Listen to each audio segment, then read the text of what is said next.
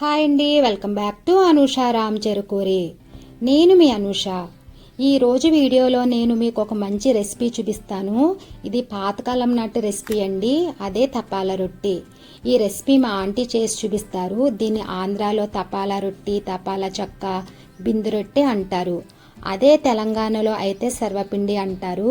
కాకపోతే సర్వపిండిలో వేసి ఇంగ్రీడియంట్స్ వేరేగా ఉంటాయి. ఈ తపాలా రొట్టి చాలా టేస్టీగా ఉంటుంది.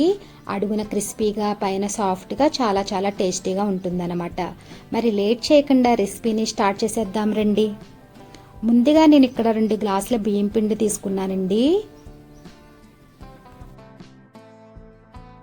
తరువాత 2 మీడియం సైజ్ ఉల్లిపాయలు, 5 పచ్చిమిర్చి, చిన్న అల్లం ముక్క తీసుకున్నానండి. వీటిని ఈ విధంగా సన్నగా చాప్ చేసుకుని పక్కన పెట్టుకోండి. తరువాత అరకప్పు శనగపప్పుని శుభ్రంగా కడిగి 2 గంటలు నానబెట్టుకోవాలి. ఇలా నానిన తర్వాత వాటర్ ఏమి లేకుండా వడకట్టి పక్కన పెట్టుకోండి.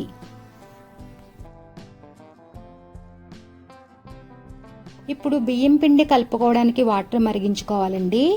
2 గ్లాసుల బియ్యం పిండికి 4 గ్లాసుల వాటర్ అయితే కరెక్ట్గా సరిపోతుంది అనమాట. ఇప్పుడు ఇందులో రుచికి సరిపడా ఉప్పు వేసుకుని వాటర్ని మరగనివ్వాలి.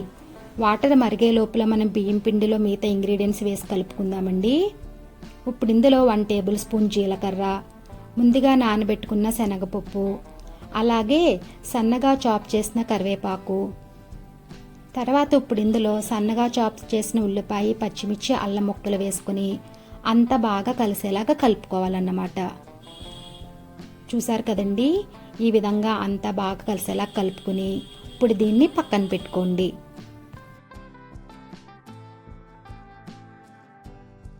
ఇప్పుడు వాటర్ మరగాయో లేదో చూద్దామండి. చూసారు కదండి, వాటర్ ఈ విధంగా మరిగిన తర్వాత స్టవ్ ఆఫ్ చేసుకుని వెంటనే పిండిలో వేసుకుని కలుపుకోవాలి. వాటర్ అంతా ఒకేసారి వేయకూడదండి, కొంచెం కొంచెం వేసుకుంటూ పిండిని కలుపుకోవాలి. 2 గ్లాసుల బియ్యం పిండికి 4 గ్లాసుల వాటర్ అయితే కరెక్ట్గా సరిపోతాయండి. గరిటతో పిండిని ఉండలు లేకుండా కలుపుకోవాలి. ఈ విధంగా గరిటతో పిండిని మొత్తం ముద్దలాగా కలుపుకోవాలి. వాటర్ అంతా ఒకేసారి వేసుకోకూడదండి, కొంచెం కొంచెం వేసుకుంటూ కలుపుకోవాలన్నమాట. పిండిని ఈ విధంగా గరిటెతో కలుపుకున్న తర్వాత కొంచెం సేపు చల్లారనివ్వండి.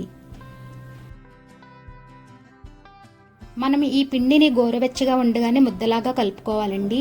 ఈ పిండి మరీ గట్టిగా ఉండకూడదు, అలాగని మరీ పలుచగా ఉండకూడదు అన్నమాట. చూసారు కదా, వీడియోలో చూపిస్తున్న విధంగా మనకి కన్సిస్టెన్సీ ఉంటే కరెక్ట్గా సరిపోతుందండి. రొట్టె కూడా చాలా బాగా వస్తుందన్నమాట. పిండిని అన్నింటినీ ఈ విధంగా ముద్దల్లా చేసుకుని పక్కన పెట్టుకోండి. ఇప్పుడు స్టవ్ ఆన్ చేసి ఒక మందపాటి గిన్నె పెట్టుకోవాలి. ఇప్పుడు అందులో తగినంత ఆయిల్ వేసుకోవాలి. ఇప్పుడు ఆయిల్ని గిన్నెంతా స్ప్రెడ్ చేసుకోవాలి. ఆయిల్ ఇలా వేడైన తర్వాత గిన్నెను కిందకు పెట్టుకుని బియ్యం పిండి ముద్ద తీసుకుని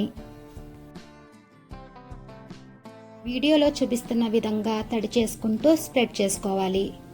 గిన్నె వేడిగా ఉంటుంది కాబట్టి కొంచెం నెమ్మదిగా స్ప్రెడ్ చేసుకోండి. చాలా జాగ్రత్తగా స్ప్రెడ్ చేసుకోవాలన్నమాట, లేకపోతే గిన్నె కాలుతుందండి, వేడిగా ఉంటుంది కదా. ఈ విధంగా స్ప్రెడ్ చేసుకోవాలన్నమాట. మధ్య మధ్యలో చేయి తడుపుకుంటూ స్ప్రెడ్ చేసుకోవాలి. చాలా క్విక్గా అయిపోతుందండి, టేస్ట్ కూడా చాలా చాలా బాగుంటుందన్నమాట.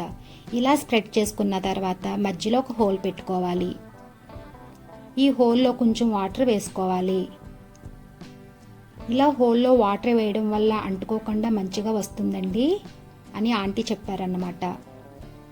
ఇప్పుడు స్టవ్ ఆన్ చేసి గిన్నె స్టవ్ మీద పెట్టుకుని లో ఫ్లేమ్లో కాలనివ్వాలి.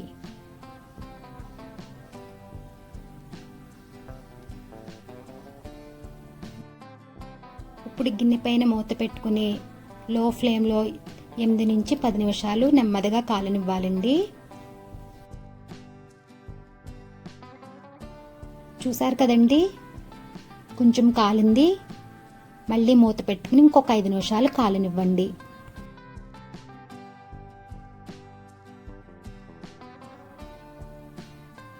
చూసారు కదండి, ఈ విధంగా కాలిన తర్వాత ఇప్పుడు దీన్ని ఒక ప్లేట్లోకి తీసుకుందామండి.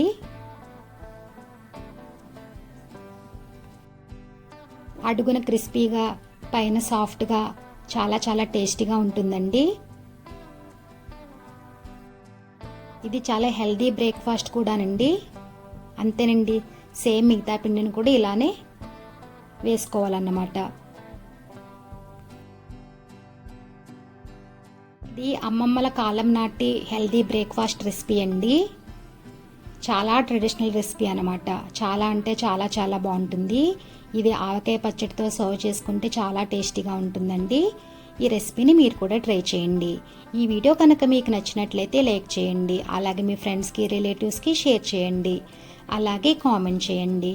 మరిన్ని ఎమ్మె రెసిపీస్ కోసం మా ఛానల్ని సబ్స్క్రైబ్ చేయండి. Thank you for watching.